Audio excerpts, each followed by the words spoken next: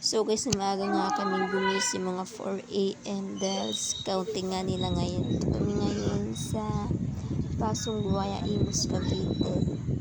So 4 a.m. gumising ako para mag-prepare ng food niya, pangbaon namin. And magsani ng near 8. So dito nga kami ngayon. So nag-start na sila. Medyo madabit din sila. First time nga niya sumali sa ganitong activity sa school. So kaya pinasali ko na para ma-enjoy niya na at para ma-experience niya din to. Medyo malayo-layo rin papunta dito sa makita yung ulo ko. Dito ako mahilig sa biyahe.